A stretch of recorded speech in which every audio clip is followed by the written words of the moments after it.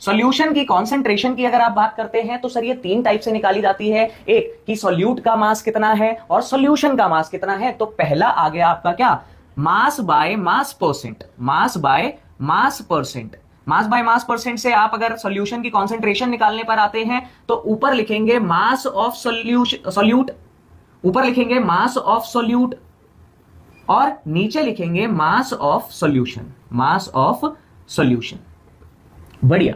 अगर मैं परसेंट निकाल रहा हूं, अगर मैं परसेंट निकाल रहा हूं तो मल्टीप्लाई में 100 करेंगे। बढ़िया। फिर अगर मैं बात करूं कि सर एक बार मैं सॉल्यूट का मास ले लेता हूं और दूसरी बार सॉल्यूशन का क्या ले लेता हूं, वॉल्यूम ले लेता हूं। इसमें मास लिया था, सॉल्यूशन का भी मास लिया था, तो मास बाय वॉल्यूम परसेंट में क्या हो जाएगा, तो आप बोलेंगे सर ऊपर तो आएगा mass of solute, mass of solute और नीचे आ जाएगा वॉल्यूम, वॉल्यूम लिखा था ना, तो वॉल्यूम ऑफ सॉल्यूशन। परसेंट निकाल रहे हो तो मल्टीप्लाई में 100 कर देंगे। ठीक इसी प्रकार से तीसरा आएगा volume by volume percent. Concentration of solution निकालो वॉल्यूम बाय वॉल्यूम परसेंट से, वॉल्यूम बाय वॉल्यूम परसेंट से।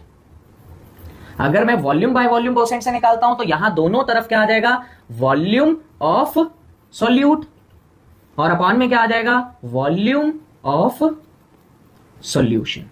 दोस्तों याद रखिएगा, कभी भी परसेंट निकालते हैं तो मल्टीप्लाई में 100 जरूर करते हैं। नीचे वाला हमेशा सॉल्यूशन रहेगा और ऊपर वाला हमेशा सॉल्यूट रहेगा। तो भूल कर भी सॉल्वेंट का यहां पर कोई भी वैल्यू जो गिवन होगी उसको डिवाइड ना कर दे सॉल्यूशन की वॉल्यूम से या मास से, अदरवाइज आपका आंसर गलत हो जाएगा।